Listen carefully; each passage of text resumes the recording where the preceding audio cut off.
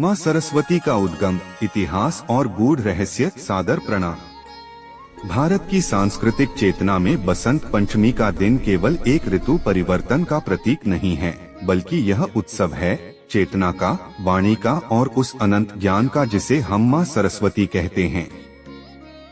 आज के इस विशेष शोधाधारित वीडियो में हम उस दिव्य शक्ति के इतिहास की परतों को खोलेंगे।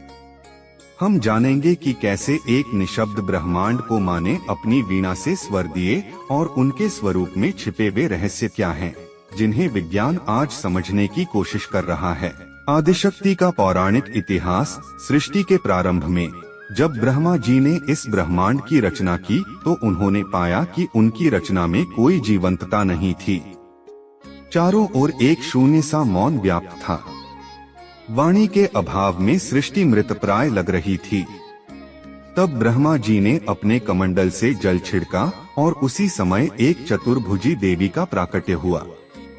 उनके हाथों में वीणा, पुस्तक और माला थी। जैसे ही देवी ने अपनी वीणा के तारों को छुआ, ब्रह्मांड के कण-कण में कंपन उत्पन्न हुआ। वायु में सरसराहट हुई, जल में कलकल की ध्वनि और जीवों को वाणी प्राप्त हुई। इसी कारण उन्हें वाणी की देवी और सरस्वती कहा गया। सरस्वती के स्वरूप का आध्यात्मिक और वैज्ञानिक रहस्य। श्वेत वस्त्र। सफेद रंग प्रकाश का मिश्रण है और पवित्रता का प्रतीक है। यह संदेश देता है कि ज्ञान केवल उन्हीं के भीतर ठहरता है जिनका मन काम, क्रोध और लोभ से मुक्त होकर साफ हो चुका है। वीणा का रहस्य। वीणा केवल एक वाद्य यंत्र नहीं है। हमारा मानव शरीर भी एक वीणा की भांति है। हमारी रीढ़ की हड्डी वीणा का दंड है और इसमें बहने वाली नाड़ियां उसके तार। माँ का वीणा वादन यह दर्शाता है कि जब हमारे भीतर की ऊर्जा, कुंडलिनी संतुलित होती है, तभी जीवन में सच्चा संगीत पैदा होता है। पुस्तक और माला। एक हाथ में पुस्तक सांसारिक ज्ञान को दर्शाती है तो दूसरे हाथ में जप माला आध्यात्मिक ज्ञान का प्रतीक है। यह संतुलन का संदेश है कि हमें जीवन जीने के लिए तकनीक और शांति के लिए अध्यात्म दोनों की आवश्यकता है। हंस का विवेक। हंस को निरक्षीर विवेकी कहा जाता है। वह दूध और पानी के मिश्रण में से दूध को चुन लेता है। यह मानव बुद्धि को दिया गया सबसे बड़ा उपदेश है। संसार में फैली गंदगी के बीच से केवल सत्य और ज्ञान को ग्रहण करना।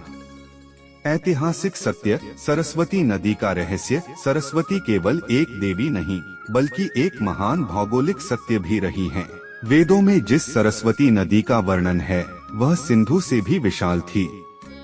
आधुनिक उपग्रह चित्रों ने यह सिद्ध किया है कि आज के राजस्थान के मरुस्थल के नीचे एक विशाल प्राचीन नदी का मार्ग सोया हुआ है। वह नदी जिसके तट पर वेदों की ऋचाएं लिखी गईं, वही ज्ञान का मुख्य स्रोत थी।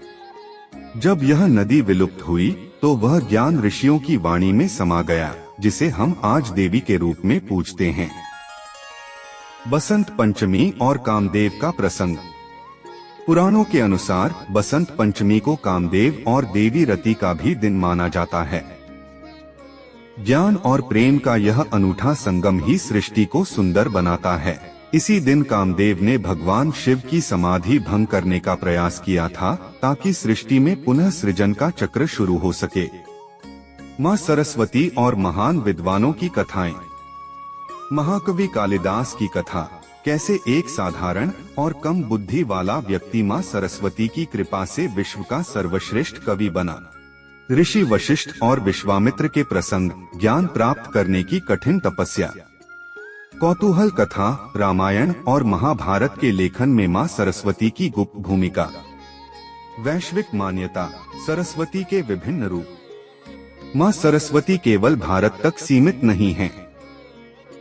जापान में उन्हें बेंजाइतेन, इंडोनेशिया में देवी सरस्वती और तिब्बत में यंगचेनमा के रूप में पूजा जाता है। यह सिद्ध करता है कि ज्ञान की कोई सीमा नहीं होती। निष्कर्ष यह है कि सरस्वती पूजा केवल एक मूर्ति की पूजा नहीं, बल्कि स्वयं के भीतर के अज्ञान को मिटाने का संकल्प है। इस बसंत पंचमी आइए हम अपनी कला, अपनी वाणी और अपने विचारों को माँ के चरणों में समर्पित करें और समाज को शिक्षित बनाने का प्रण लें।